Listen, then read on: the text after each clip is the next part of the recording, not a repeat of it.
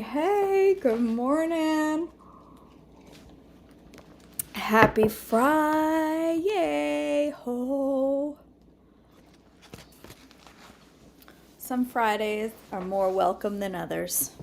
Most are pretty welcome. This one is legit really welcome. I am exhausted. I need some sleep.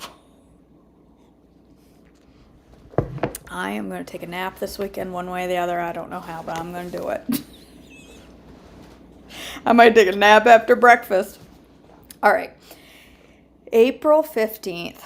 Jonathan helps David. 1 Samuel 20:1 through 42. David now fled from Naioth in Ramah and found Jonathan. "What have I done?" he exclaimed. "What is my crime? How have I offended your father that he is so determined to kill me?" "That's not true," Jonathan protested. "You're not going to die. He always tells me everything he's going to do, even the little things. I know my father wouldn't hide something like this from me. It just isn't so." Then David took an oath before Jonathan and said, "Your father knows perfectly well about our friendship. So he has said to himself, 'I won't tell Jonathan. Why should I hurt him?' But I swear to you that I am only a step away from death. I swear it by the Lord and by your own soul." "Tell me what I can do to help you," Jonathan exclaimed. David replied, "Tomorrow we celebrate the New Moon Festival. I've always eaten with the king on this occasion, but tomorrow I'll hide in the field and stay there until evening on the third day. If your father asks where I am, tell him I ask permission to go home to Bethlehem for an annual family sacrifice. If he says fine, you'll know that all is well. But if he is angry and loses his temper, you will know that he is determined to kill me. Show me this loyalty as my sworn friend, for we made a solemn pact before the Lord. Or kill me yourself if I have sinned against your father. Please don't betray me to him." "Never!" exclaimed Jonathan. "You know that if I had the slightest notion that my father was planning to kill you, I would tell you at once." Then David asked, "How will I know whether or not your father is angry?" "Come out to the field with me," Jonathan replied, and they went out there together. Then Jonathan told David, "I promise by the Lord, the God of Israel, that by this time tomorrow or the next day at the latest, I will talk to my father and let you know at once how he feels about you. If he speaks favorably about you, I will let you know. But if he is angry and wants you killed, may the Lord strike me and even kill me if I don't warn you, so that you can escape and live. May the Lord be with you as he used to be with my father, and may you treat me with the faithful love of the Lord as long as I live. But if I die, treat my family with this faithful love, even when the Lord destroys all your enemies from the face of the earth." So Jonathan made a solemn pact with David, saying, "May the Lord destroy all your enemies." And Jonathan made David reaffirm his vow of friendship again, for Jonathan loved David as he loved himself. Then Jonathan said, "Tomorrow we celebrate the New Moon Festival. You will be missed when your place at the table is empty. The day after tomorrow, toward the evening, go to the place where you hid before, and wait there by the stone pile. I will come out and shoot 3 arrows to the side of the stone pile, as though I were shooting at a target. Then I will send a boy to bring the arrows back. If you hear me tell him they're on this side, then you will surely know as the Lord lives, that all is well and there is no trouble. But if I tell him, 'Go farther, the arrows are still ahead of you,' then it will mean that you must leave immediately, for the Lord is sending you away. And may the Lord make us keep our promises to each other, for he has witnessed them." So David hid himself in the field, and when the New Moon Festival began, the king sat down to eat. He sat at his usual place against the wall, while Jonathan was sitting opposite of him, and Abner beside him. But David's place was empty. Saul didn't say anything about it that day, for he said to himself, "Something must have made David ceremonially unclean." But when David's place was empty again the next day, Saul asked Jonathan, "Why hasn't the son of Jesse been here for either meal yesterday or today?" Jonathan replied, "David earnestly asked me if he could go to Bethlehem. He said, 'Please let me go, for we are having a family sacrifice.' My brother demanded that I be here, so please let me get away to see my brothers. That's why he isn't here at the king's table." Saul boiled with rage at Jonathan. "You stupid son of a whore. Good night," he swore at him. "Do you think I don't know that you want him to be king in your place, shaming yourself and your mother? As long as that son of Jesse is alive, you'll never be king. Now go out and get him so I can kill him." "But why should he be put to death?" Jonathan asked his father. "What has he done?" Then Saul hurled his spear at Jonathan, intending to kill him. So at last, Jonathan realized that his father was really determined to kill David.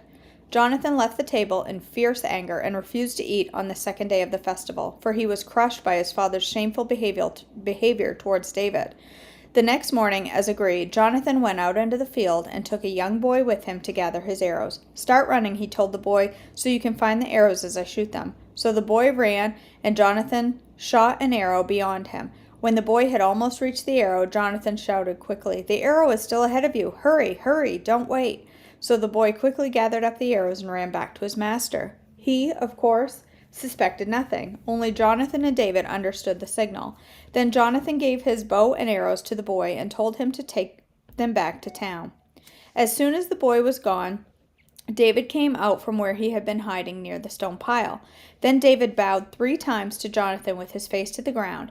Both of them were in tears as they embraced each other and said goodbye, especially David.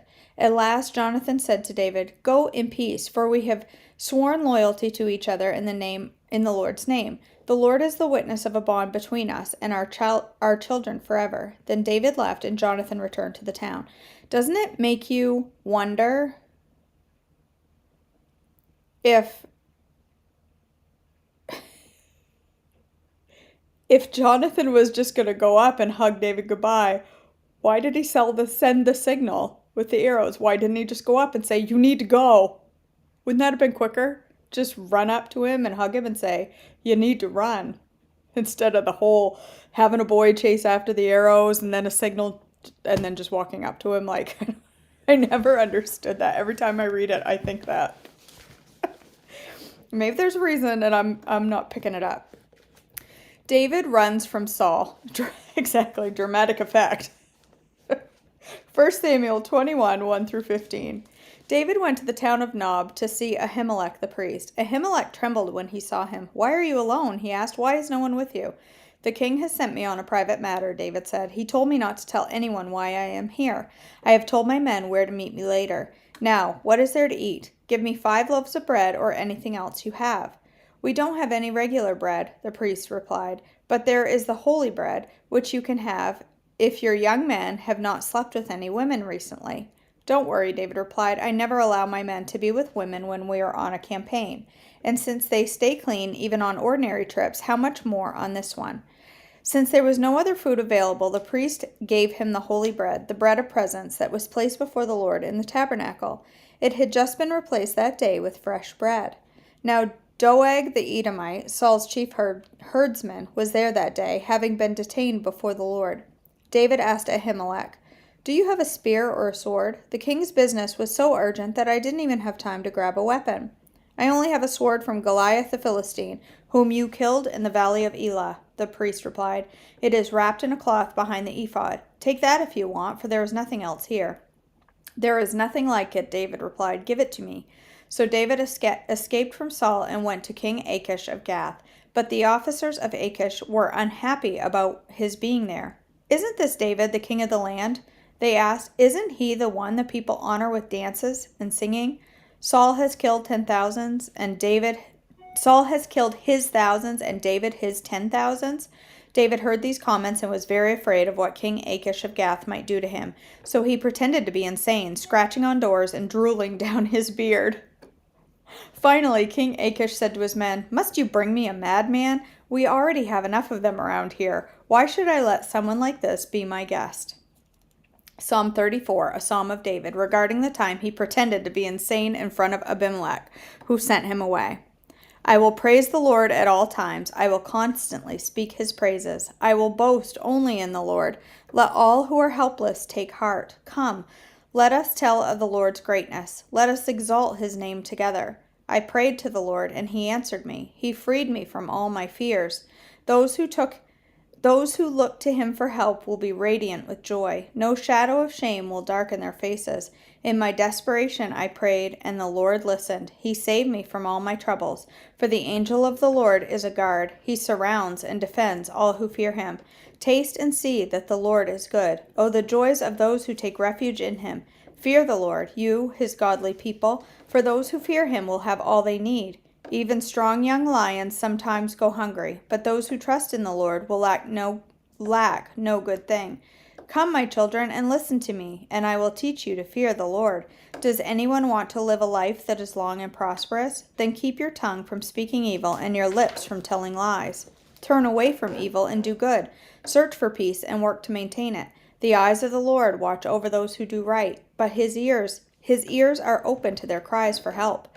But the Lord turns his face against those who do evil. He will erase their memory from the earth. The Lord hears his people when they call to him for help. He rescues them from all of their troubles. The Lord is close to the brokenhearted. He rescues those whose spirits are crushed. The righteous person faces many troubles, but the Lord comes to rescue each time. For the Lord protects the bones of the righteous. Not one of them is broken. Calamity will surely destroy the wicked, and those who hate the righteous will be punished. But the Lord will redeem those who serve him. No one who takes refuge in him will be condemned.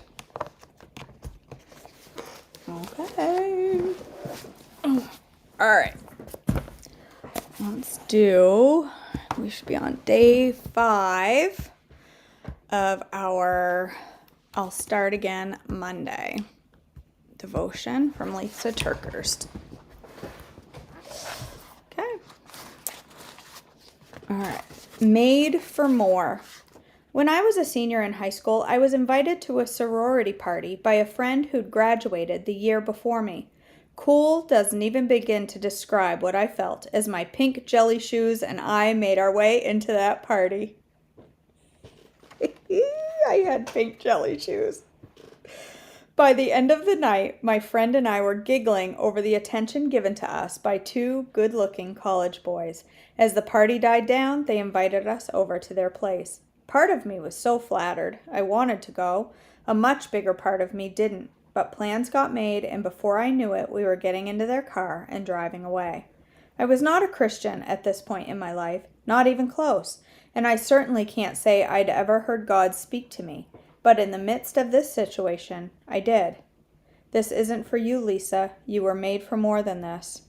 Truth, a gift of truth, planted deep within me when God personally knit me together, untied and presented at just the right time.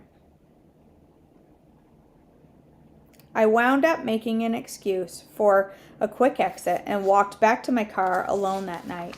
I mentally beat myself up for acting like an immature high schooler who couldn't handle being a college party girl. But looking back, I want to stand up on a chair and clap, clap, clap for my high school self. There were other seasons of my growing up years when I heard this truth loud and clear within the confines of my soul, and sadly, I refused to listen. These were the darkest years of my life. I wasn't made to live a life that dishonors the Lord. None of us are. You were made for more, Lisa. You were made for more. I remembered it especially in those early weeks of my new healthy eating adventure when I was tempted by 1 million assaults on my sugar-deprived taste buds. I just kept mentally repeating, made for more, made for more. What a great truth for all of us. What a great truth to use while rewriting the go-to scripts that play in our heads every time we're tempted. Rewriting the go-to scripts is one of the most crucial steps towards permanent progress. We have to rewrite the excuses, the rationalizations, the I'll do better tomorrow, escape clauses by getting into the habit of saying other things. And the first of these is I was made for more. Wrapped in this truth is a wisdom and revelation that unlocks great power available to all Christians. And isn't power what girls in pursuit of making healthy life changes really need? We need power beyond our frail attempts and fragile resolve. A power greater than our taste buds, hormones, temptations, and our inborn female demands for chocolate. Read what the Apostle Paul wrote about this amazing power available to us, and note the emphasized phrases, which we'll take a closer look at in a moment. I keep asking that the God of our Lord Jesus Christ, the glorious Father, may give you the spirit of wisdom and revelation, so that you may know him better. I pray that the eyes of your heart may be enlightened, in order that you may know the hope to which he has called you, the riches of his glorious inheritance in his holy people, and his incomparably great power for us who believe. Ephesians 1:17-19. Now I realize it is hard to take a passage like this, hold it up to a decadent piece of chocolate cake, and instantly feel the power to walk away. But if we unpack this passage and then practice its truth, it's amazing how empowered we'll be. So let's take a closer look at some key words and phrases. Be persistent. I keep asking. We must ask God to join us in this journey, and this won't be a one-time exercise. Paul asked over and over and over again for wisdom. So should we. We need to ask for God's wisdom, revelation, and intervening power to be an integral part of our food choices from now on. Why not make this a daily prayer, first thing in the morning, before we've eaten a thing? God, I recognize that I am made for more than the vicious cycle of being ruled by my food. I need to eat to live, not live to eat. So I keep asking you for your wisdom to know what to eat, and your indwelling power to walk away from the things that aren't beneficial for me. Embrace a true identity, glorious Father. The phrase glorious Father indicates our relationship to God and answers the question, why are we made for more?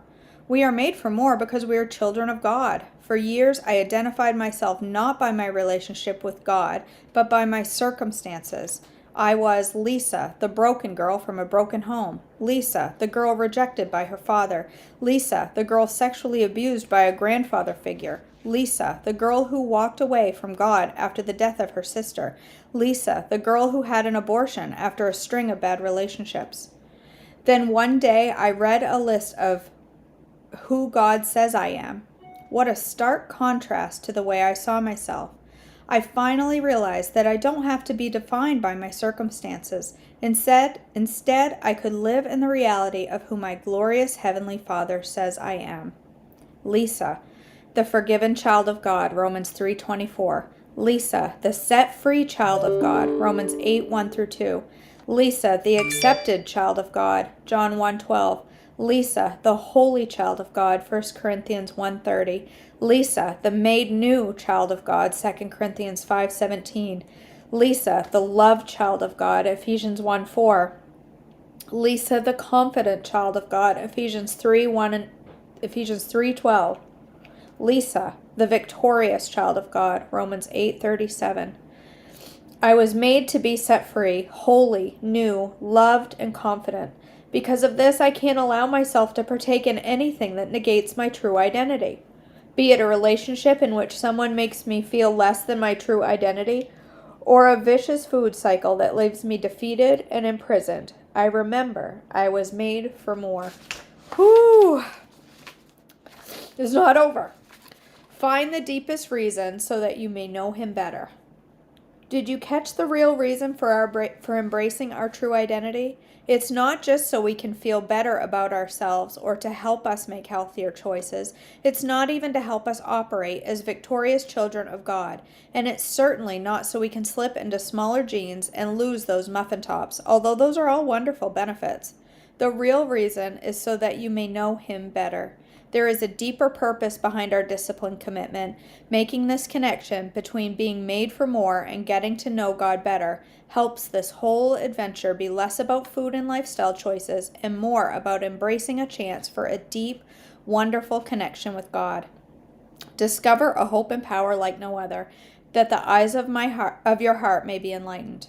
Enlighten literally means to shed light upon. In other words, the Apostle Paul asked that the light be shed upon our hearts so that we can more clearly recognize the hope and power available to us. We are made for the same hope and power that raised Christ from the dead. We've covered Ephesians 1:17-19, but we must look at what follows. The power is the same as the mighty strength he exerted when he raised Christ from the dead and seated him at his right hand in the heavenly realms. Verses 19 and 20. This is the power available to us, the same power that raised Jesus from the dead. It may not feel like we have this power, but we do. You do. And I pray each time you proclaim, I am made for more, all the power-packed truths within that statement rush into your heart. We were made for more than excuses and vicious cycles. We can taste success, experience truth, choose to stay on the path of perseverance, build one success on top of another, and our eating habits can be totally transformed as we operate in the hope and the power that's like no other. Whew. Oh my word. This book is so good. Oh my gosh, my gosh, my gosh. This sentence right here where she says, a gift of truth planted deep within me when God personally knit me together, untied and presented at just the right time. That right there blew me away when I read that, because I have struggled we all have. I have struggled my whole life with loving myself, with loving who I was, how I was. I've struggled with knowing that, I've struggled not knowing God's will for my life. What am I made for? Why am I do a job every day in a healthcare system as an analyst. So what? I know there's impact on it, and there's nothing wrong with that job. Don't misunderstand me. It's a good job. But I've often wondered when I do it, what am I made for? How am I making a difference? How does my life mean anything? Am I just getting up, going to work, doing a job, and coming home? I didn't know what God had planned for my life. I didn't know His will for me. I strongly feel that I know that now, and it's to be in this ministry. I really feel that with every part of my soul, that He is guiding my steps in this ministry. And what she says here of, it was planted deep within me when God personally knit me together. He knew what my purpose was. He knew what He wanted to use me for. He knew what I was needed for. And that is why I struggled with my weight my whole life. My whole life, this struggle for weight and struggle to be okay with who I am, how I am, led me to do what I'm doing right now in a ministry to other women dealing with those same issues. But I didn't see that. Untied and presented at just the right time. It was there all along and I didn't know it. And it was handed to me at just the right time in my life and when I needed it. And when other people needed it, it was untied and presented. Whew! It's pretty powerful. Oh my gosh. This book is hard. All right. Well, there's your morning cry. Oh. Holy moly. All right. Thanks for joining me for this blubber fest on Friday morning. I realized I forgot to wake the dog up. The dog's probably in there wanting to know why I'm not out here. He hears me crying and he's whining. I'm all tangled up. All right, you guys. Woo! Sarah. Just over here crying in my quinoa.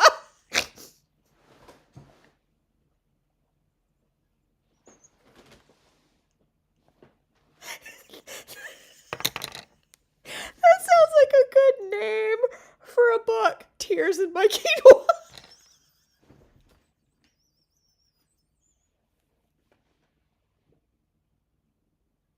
If I finally write a book, that's what I'm gonna name it.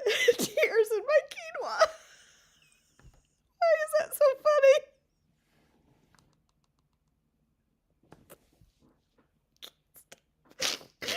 Oh my word.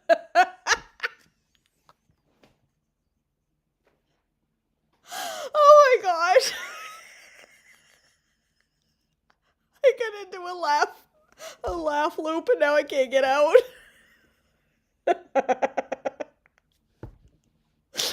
All right, you guys.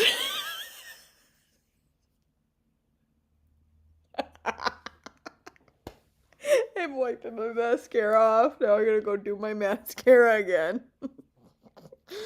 All right. Thank you for joining me on this Good Friday. I hope you are all blessed today. I'm gonna have breakfast in a few minutes. What time is it? Oh my gosh, my head. I'm all like messed up here. I gotta let the dog out. I gotta wake him up. He's in there crying. He wants his breakfast. He doesn't really care that I'm crying. He just wants his food. And then I have the beginnings of my breakfast started. I'm gonna make hash out of delicata hash. I'm gonna have an E because I want some more of that pumpernickel because it was so good. So I'll see you all in a little bit for breakfast. I love you. Thanks for joining me for devotions this morning, and I'll see you back for more of this tear-filled book tomorrow. Bye, guys.